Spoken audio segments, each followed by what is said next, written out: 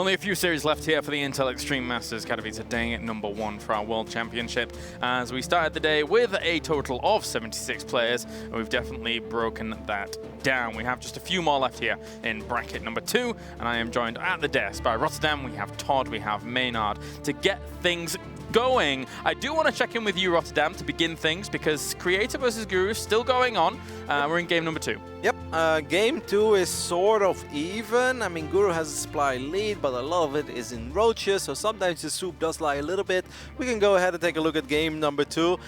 There was one thing that I actually really liked, as Yoan loved the reference, of course. Let's take a good look, because the Creator is actually moving out, and I kind of feel this is a risky move out. Is his army powerful? Yes, but the Hydra count has been climbing. We're looking at 20 Hydras now. There are 5 more on the way. Creator cannot afford to lose his army, because it's not like he's got Storm at home or Colossus. So he's actually treading dangerous waters here. Guru is setting up a flank. Then he pressed F2, but now he's going to flank again. And I actually think that Guru can kill this army. He's got so many Hydras. That's a lot of force fields going down on this side. But that's so many Hydras, and they're going to... Keep breaking them down with the Ravagers. Moving in from the top as well. Can you hear it? Can you hear the Hydras attack? They don't sound like this at all. Yes, they do. Yes, they do. Wow! By the way, the soup certainly didn't lie. There you go. Oh, in the end, they didn't lie. I mean, that was because the Hydra count really did go up. So Guru, just like that, evens up the series. Yep. Kind of a weird game. Guru stopped droning at 41 supply. Not something that's very common. He wanted to make a bunch of roaches. Creator saw it with a single scout. First thing he did, and I love that, is instead of doing the regular, I'm gonna go up to 3 bases after opening Resonating Glaives, he queued up a Void Ray and he stayed on 2 bases. But then Guru actually made a very good call. He's like, okay, if you're actually not going up to 3 bases yet, then obviously I'm gonna go back to droning. I'm gonna get my Hydras. And that's how we ended up in this kind of odd game. But yeah, Guru takes a relatively easy victory in the end. Yeah, there you go, with 1 game to go in that best of 3. Now, I want to talk to you guys quickly about Scarlett versus Zanster before it does begin. Scarlett's one loss in this tournament so far, well, realistically, was to Guru. Zanster is a Zerg who, you know, isn't going to be throwing some crazy aggression, or at least he can potentially do so. But he's a Zerg that is threatening in the European scene for all the top Zergs. So everything isn't very comfortable for Scarlett down at the bottom. It's definitely all to play for in this series. Yeah, it's a bit weird, you know, like we talked about this. Scarlett against the top Zergs. She seemed to be doing well recently in Pyeongchang. She won against Carrol, I believe. And did she win against Snoot as well? I think she might. Roddy? In Pyeongchang? No, Elaser. Oh, Elaser and Carrol it was, yes. Which is basically Europe's finest in terms of Zergs. But then she lost to Guru here, and she lost to Namshar just before that in Leipzig. So it's like, she loses to the lesser Zergs, apparently. Yeah. So where does Zanster fit in there? I guess somewhere in between. Middle of the pack, yeah, so it's like almost like a weird matchup where I feel like if Scarlett is like fully motivated and like obviously she really wants this and she plays 100%, she should be the favorite. But she showed before that sometimes she struggles against these other Zergs. Well, we don't need to dither around anymore. We can head over to our commentary team now as we have our next match ready, and the winner of this will move on to a qualifying match. What a match we have coming up here. I have to say, after casting IEM Pyeongchang, hosting the GSL, I'm really curious if Scarlett can win this. Yeah. I think she's a big threat in this tournament, but Zanster is no joke. Yeah, he's actually been coming out and steadily building up his name. I remember it was like 6 months ago, a few people were kind of whispering about Zanster, and I was like, really, Zanster? I was like, you know, I don't know if he's that great. And since then, I have been converted. I am a believer in the skill of Zanster.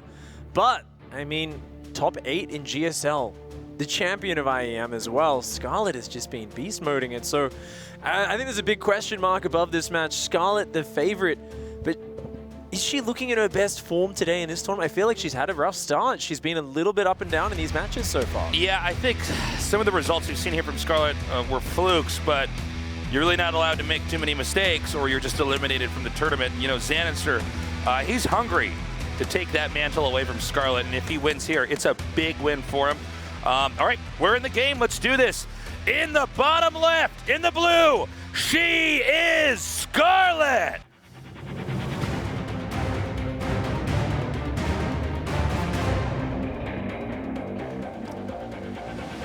And her opponent here in the upper right, in the red, he is Zanster.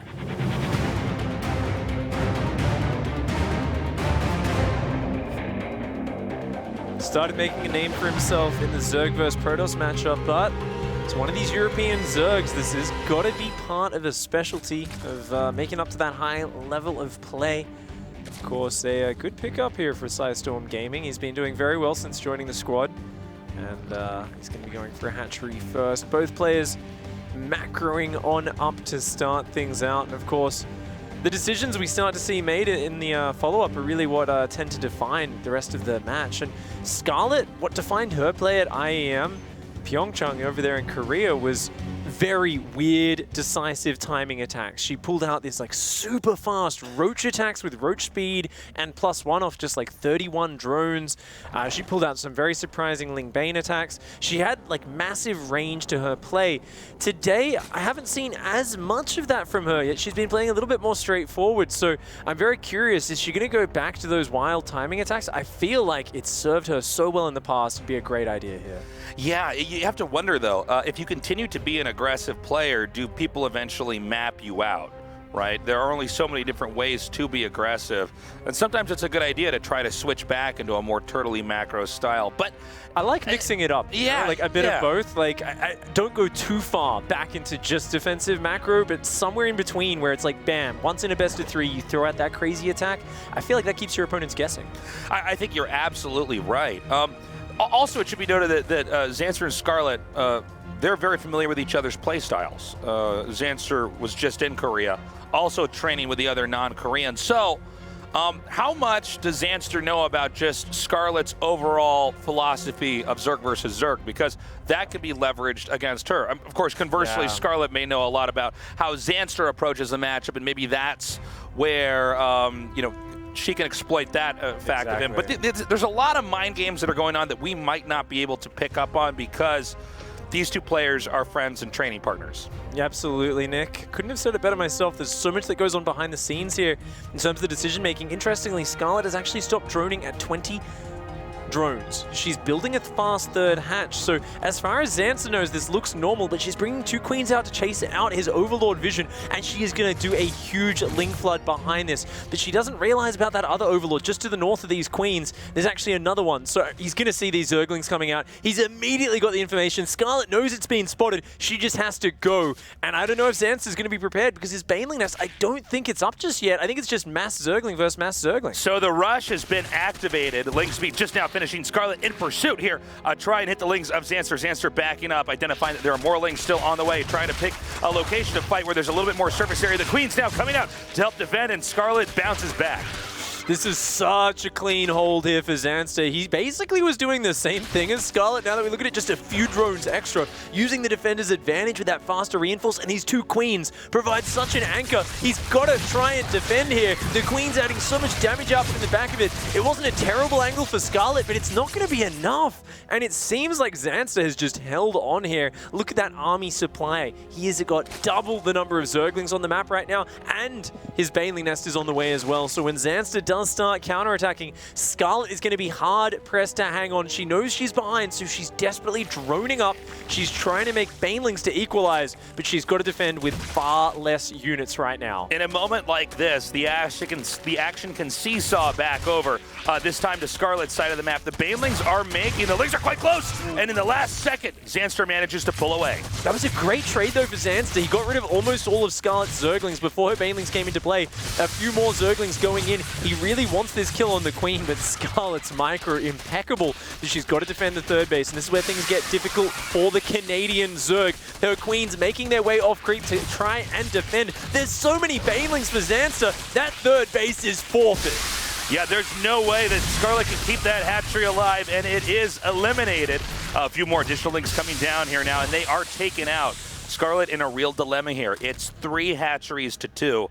Scarlett does not have enough income because of that expansion that was just limited. She also doesn't have the same level of production because that hatchery was also destroyed. She is let down on the army still, though, and Zanster, I mean, he's only on 24 workers against the 40 of Scarlett. So even though she's only on 2 bases, I mean, the longer it stays like this, Yeah, she's got a bit less production, but she has so much more money. But this is where things get frightening. These Zerglings sliding their way in, managed to snap that queen on the natural. A few workers are going to go down as well, but the Banelings! A big Baneling intercept catches those Zerglings on the retreat.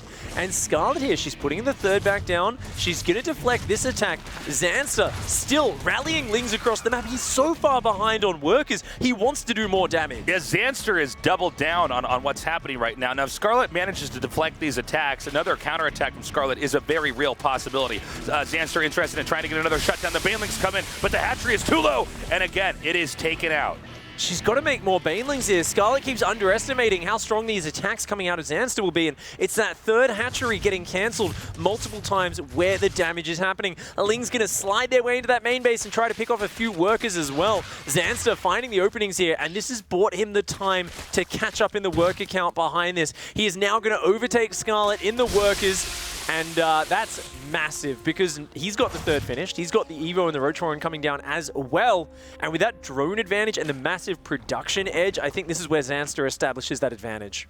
Yeah, Zanster coming in here with a very clean game. Now, it's definitely not over for Scarlett, but Scarlett needs to figure out some kind of play to get her back in this game. Right now, Zanster is going to continue to power up. It looks like this Ling attack is exactly what Scarlett is looking for. The two queens pinned up against the side of the map, but with Banelings coming in, Scarlett needs to be careful how close she actually gets. Ooh, these Banelings coming in doing a good job. Great focus fire from Zanster, but it does force back the Zergling body blockers, so both queens do fall for Zanster. Scarlett picking up a bit of damage. She's got her own roach production on the way behind this. Zanster says, you know what, I deflected that. Let's build 15 drones at once. Goes full Zerg mode. He is powering the economy onto that third, and that's going to give him that big worker lead.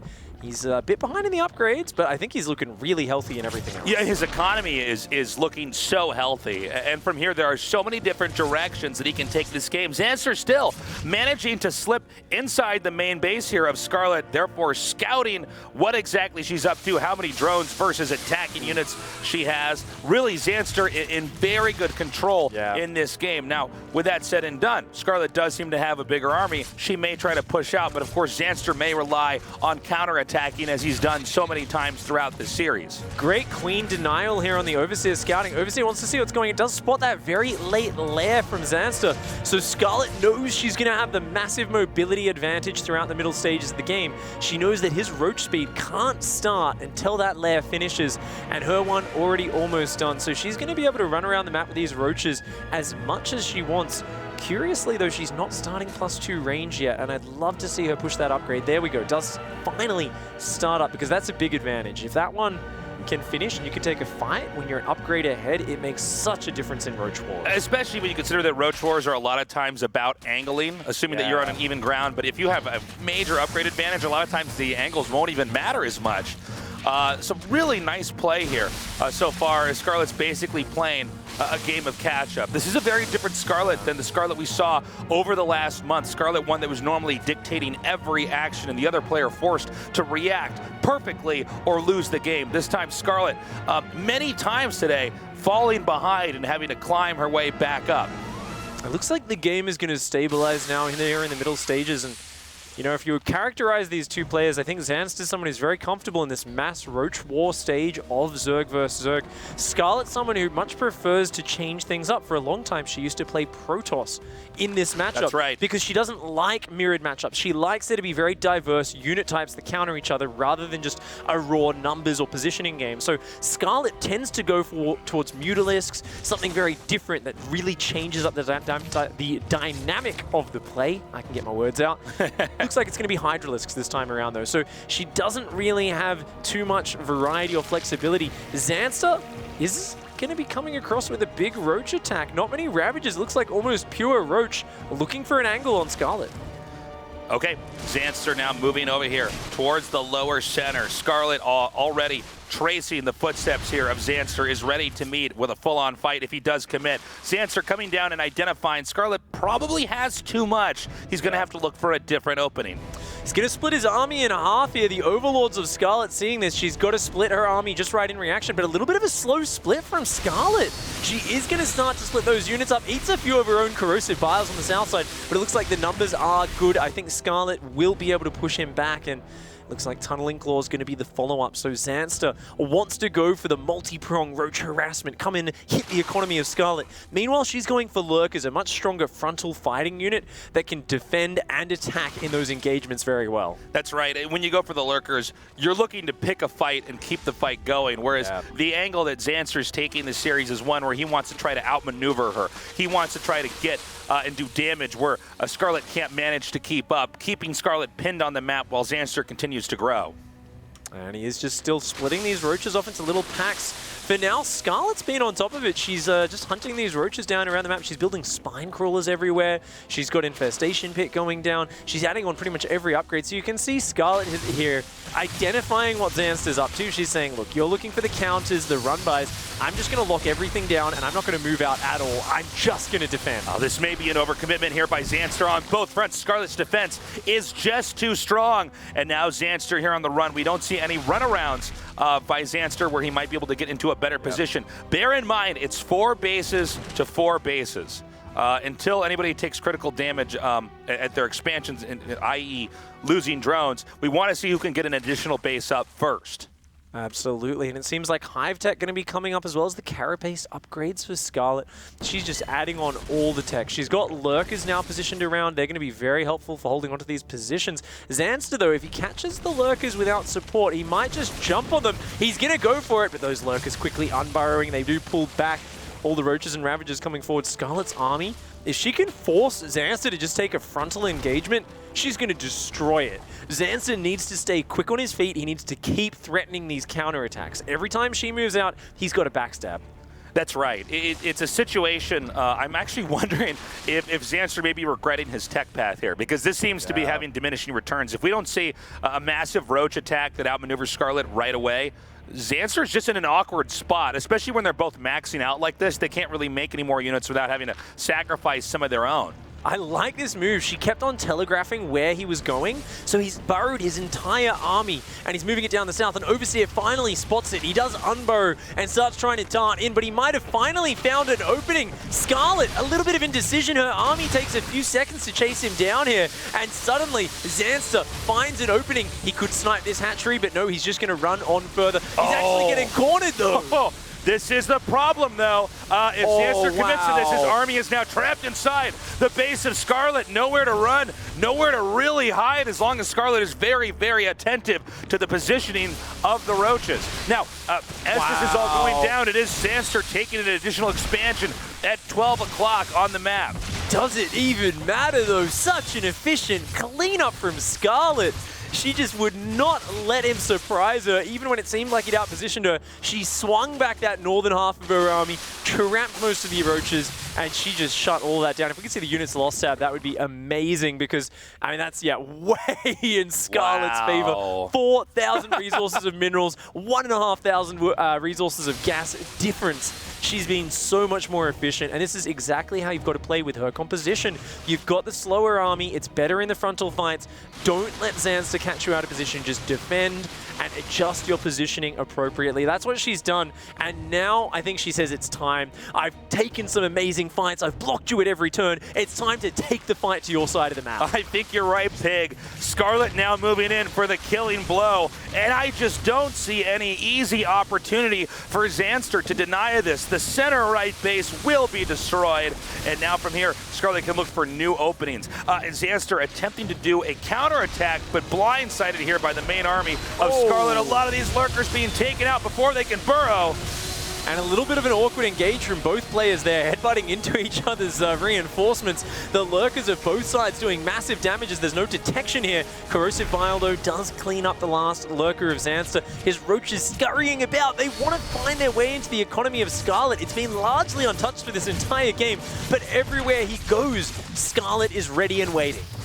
You can see Zanster again trying to attack in these different angles, and to Zanster's credit, he is getting some drone kills. However, there is an inevitability of Scarlett trying to push the top center. Zanster, however, not out of this game yet. He can still try to rely on more and more counterattacks. We do see Scarlett's army moving over here to the right side of the map, separating this army, and again, keeping pressure on the center right to keep Zanster honest in this game. And that's just been the story here for Scarlett, keeping Zanster honest, not letting letting him get away with any cheeky moves. And the 3-2 upgrades are about to finish for Scarlett, and that is just going to give her an epic advantage in these Roach Hydra battles. She's got the superior lurker count. She's got the Drilling Claws upgrade as well that makes these lurkers burrow so quickly.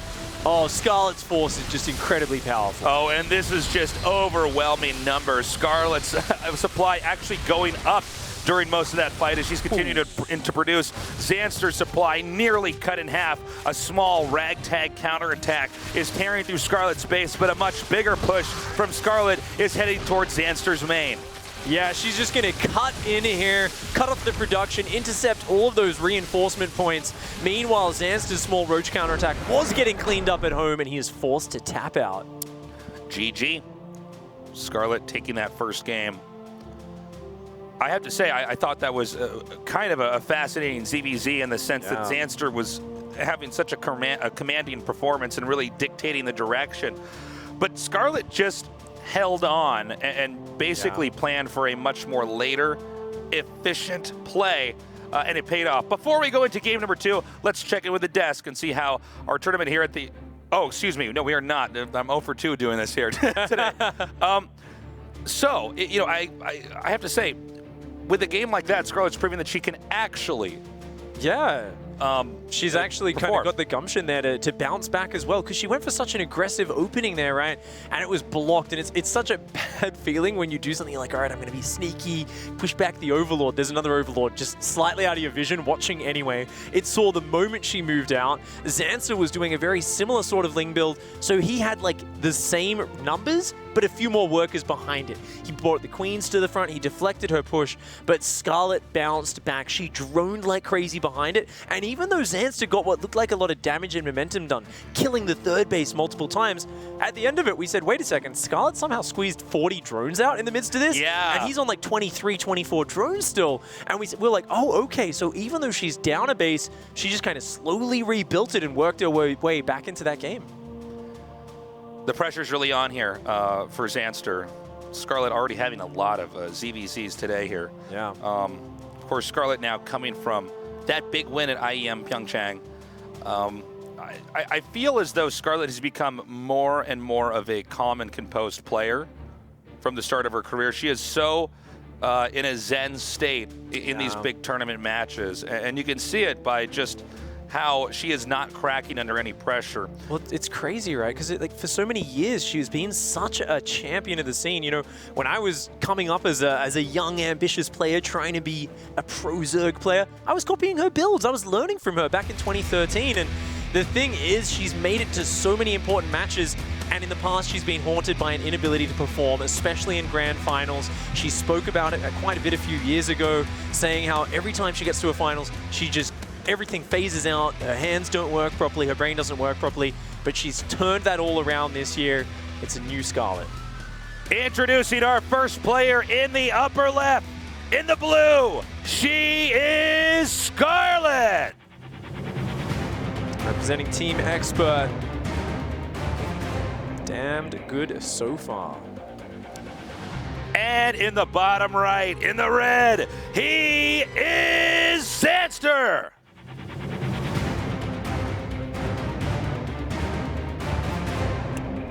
Not a bad game one for Zanster. I mean, it's very rare that your opponent just gives you no openings like that. So I can say I loved his roach maneuvers. He was looking for the openings, and unless the Zerg would have crumbled. But Zanster may be a little bit frustrated after realizing there was just no chinks in Scarlett's armor. There was no weak points for his roaches to find their way in, and just kind of slowly got choked out of that game.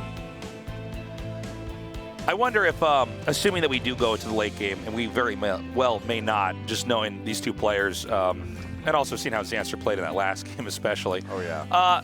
I wonder if we're going to see Zanster probably go for a different type of unit comp there in the late game. I mean, there's not exactly one right way to play StarCraft other than try to kill the other player's workers generally, but you know, you can go for an aggressive play. You can try to defend everything and then stay ahead on that. You can do proxies. You can do all-ins as long as you win. It's like there's so many new unit comps in Zerg vs. Zerg as well, right? Like Legacy of the Void, you see sometimes these crazy games with players like Dark and Solar back in 2016 where they're like, there's Vipers running around pulling Lurkers out of the ground, and then like Ultralisks are coming out, which is like the rare unit you almost never see, but suddenly it comes out and dominates the late game in Zerg vs. Zerg. And I think here on Neon Violet, right, this is the big macro map. We actually see Zanster taking advantage of that already with an incredibly fast third base in the back.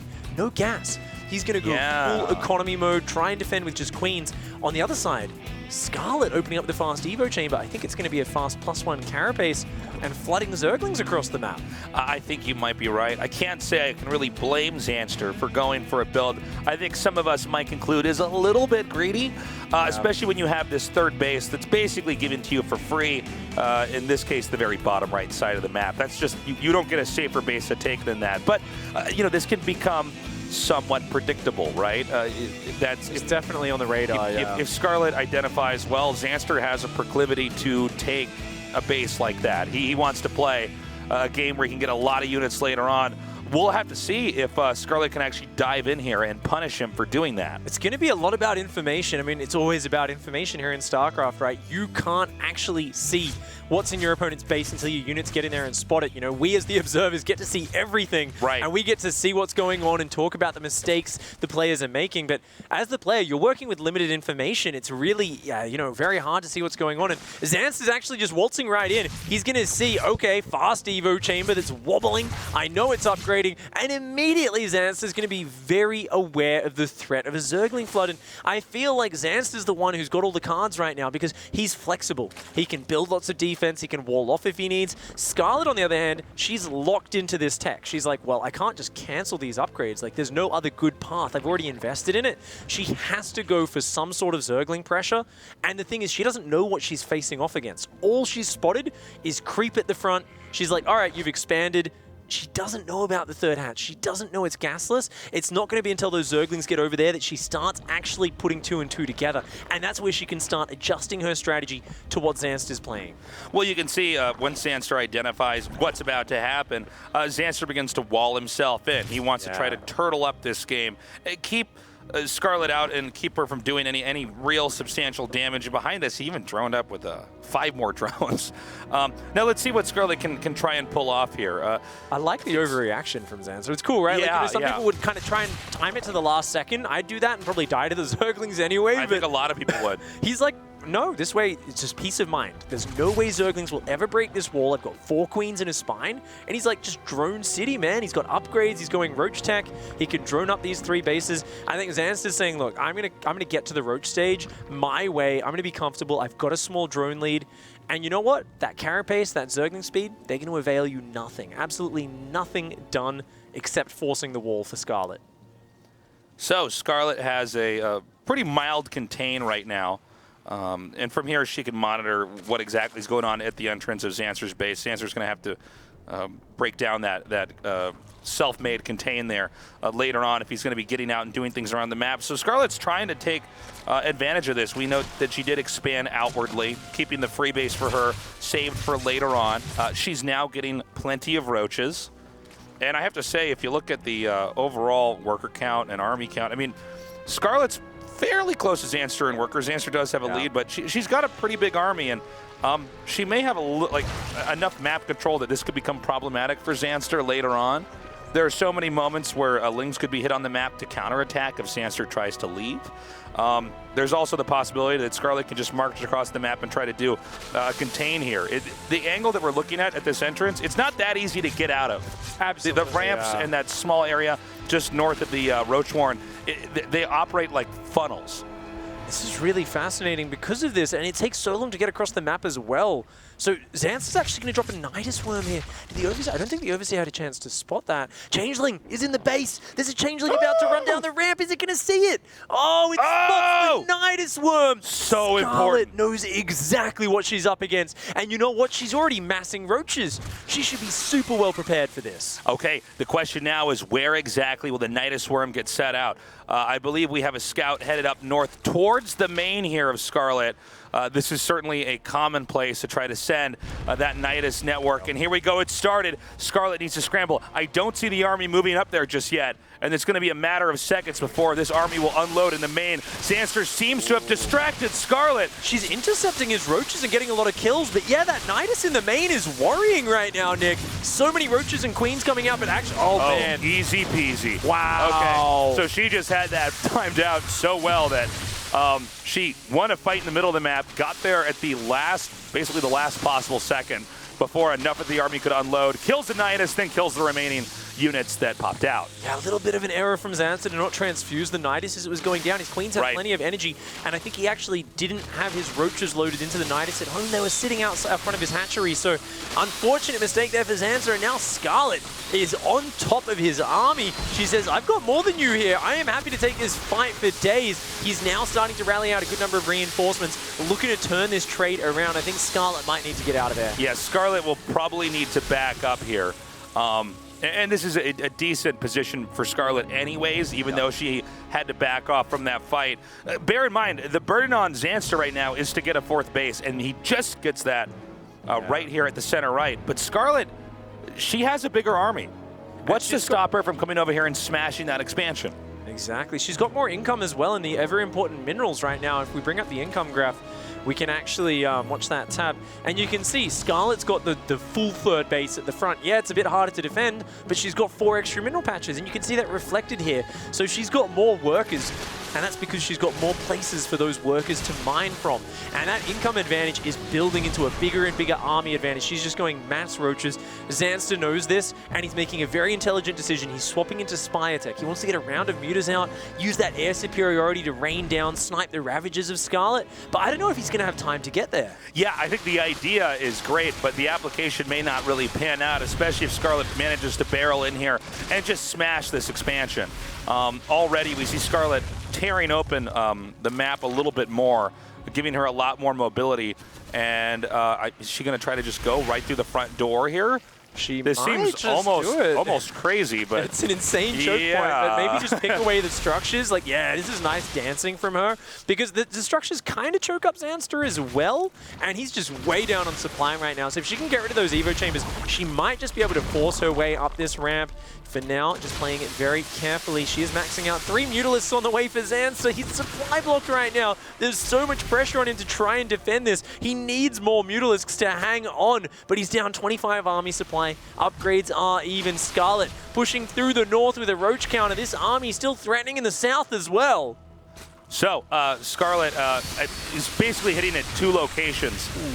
One right now, the main entrance to Zanster's base, and she's actually just going for it. She dives right on top of this location, surrounding those units. The small force of roaches at the top are still fishing away some of Zanster's other army.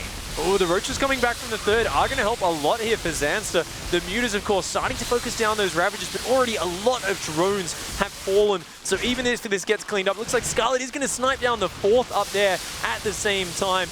Does get cleaned up here. Nice hold for Zanster.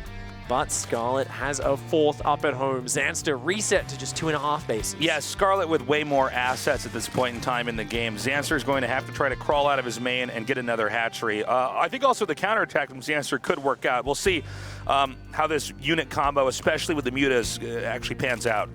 The Hydra count starting to grow here for Scarlett.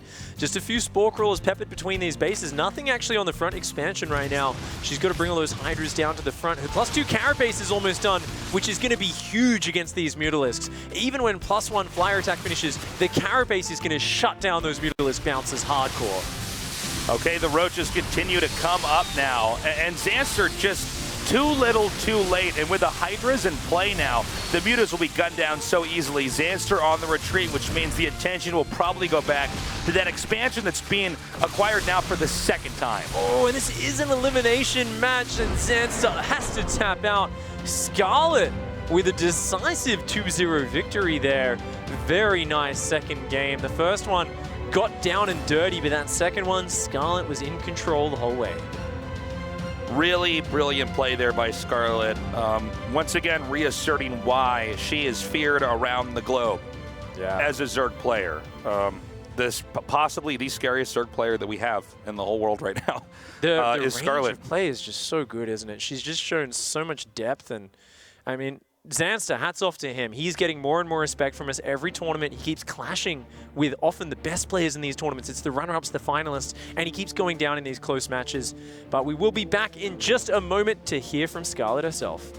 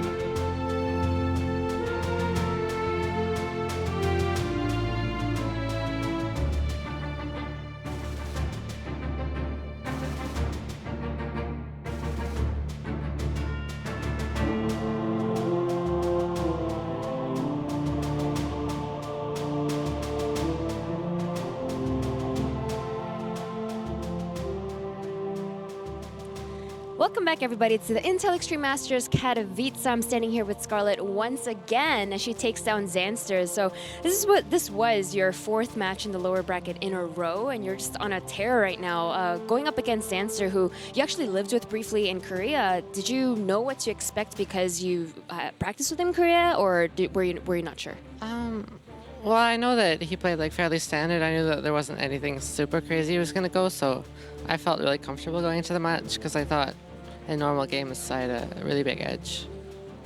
Overall, you showed really great ZVZ at this event, taking down Leigh and as well as just Zanster just now. And I know in the past you've told me that you didn't like ZVZ, but it seems like that's changed. So what do you think it is that makes you better at ZVZ now? Well, it's a really weird matchup. It's not like other matchups, and I think my game sense has got a lot better, which really helps because like I feel like I know what my opponent's doing most of the time, and in ZVZ that's like 90% of the matchup. That definitely makes a lot of sense. As you, in the last interview, it's just like how you predicted exactly what was going to happen. Now, moving forward, you're playing, if you want to qualify, either True or Creator. So who do you think is actually going to advance, and who do you prefer? I think Creator is probably going to win, but I'd rather play True.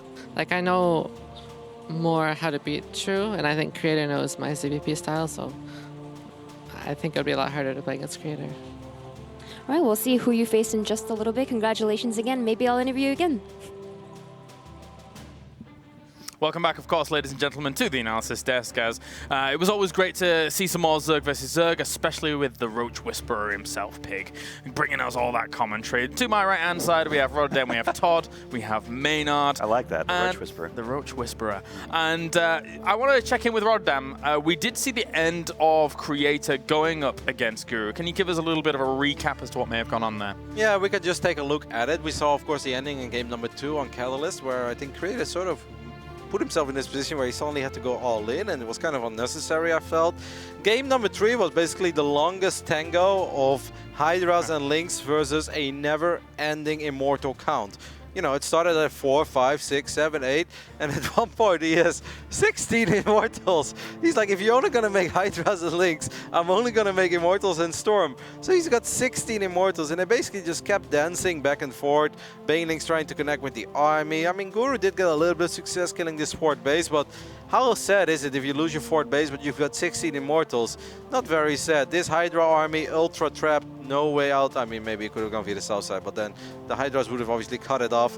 And this basically just went on and on and on. But yeah, there is only so long you can make Hydras and Zerglings against Immortals. So in the end, Creator's army just too powerful, and Creator, his Storm Immortal army won. Thank you very much. And we can go over to laptop number 2 now, I think, Todd, who's in the midst of Creator's next series. In the midst is one way to call it here. True went for Nidus, and apparently, can't quite tell, but it feels like he It's working. might have worked. I don't know, like there's an Immortal. Needs some shield batteries. Okay, he has shield batteries, but he's not in range of Lots them. more units coming out. Oh, okay, that one Immortal in range of the shield batteries. Oh my god. That guy is like the Lion be Big King Daddy. of the hill, man. Oh, it's gonna be Big Daddy. Big Daddy's not gonna fall. Look at Big Daddy. He's like, oh! Give me another sense of being. Oh! Is that the noise he's making? Yes, absolutely. Okay, Big Daddy saved the day. This was sick. We jumped in at the right time here. Nidus from True that just gets defended, and I mean from there, supposedly it shouldn't be too hard, right? With Immortals, that many Immortals against a low econ Zerg, you just take a third base, right? Build up an army, and maybe score that first map win. As Scarlett is waiting for the winner of this match to play in a qualifying match. That's right. And go up to 16 Immortals. Yeah, that's right. The magic number apparently against Guru. Maybe you took some notes for when you meet him on the ladder. Yeah, yeah. That's how it goes. It's not 16 Phoenix, it's 16 Immortals, Roddy. Get it right. Yeah, I always thought, you know, after 5, 6 Immortals you've got enough, but apparently more is better. Do you think one of these players can potentially stop Scarlett's tear here in the lower bracket, Maynarde? Potentially, yes, but I think she doesn't give herself a lot of credit, which is, you know, pretty standard for Scarlett. You know, she doesn't. She is true in the fact that you know, I'm sure Creator knows her style very, very well, but I honestly think that Scarlett's ZVP is, you know, probably her best matchup. Right. So True is a little weird, and best 3 ZVZ can be temperamental, so of course True could potentially take the series, but honestly I think she has a much better bet against Creator. Well, let's check in with the bracket to keep you guys up to date at home. As you can see, it was Solar and Serral up at the top with the Zergs, and then we have Scarlett down towards the bottom, awaiting the winner of True and Creator, as that series is going to rage on for a little bit longer here before we're actually able to move on into that qualifying match, and that qualifying match will be our last series of the day. Todd moved his hand over to my peripheral vision, so Todd, what's going on? We had 3 Terrans make it in bracket 1 and 3 Zergs make it in bracket 2. Yes. Here we go. What's the third race in this Here we game? go. We're not there yet, Playing Todd. tomorrow? We're not there yet. I mean, don't count out Creator, even though he's losing Is there only prisms. 2 races in StarCraft? He's losing prisms and phoenixes as we speak, but don't count him out, okay? Yeah. He's still alive. Yeah, I mean, he's still there's a alive. good chance he goes up against Scarlett. But obviously, the thing is, though, you know, if you're going to throw it to a break now, which obviously is your plan, because you're like, it's been a long day, and like, can these nerds please stop talking about... Oh, yes. I dictate when the Can break these happens. Protoss nerds stop whining for a second? Obviously, there's nothing else we can show, right, besides this game? That's correct. So- Rotterdam. Should we really throw it? What? Yeah, should we really throw it to It's a your break? call, James. Was You have this to take the point full you were wanting to responsibility. make? Yeah. What is it going to be? We're going to a break. What? Bye-bye. Where's the passion?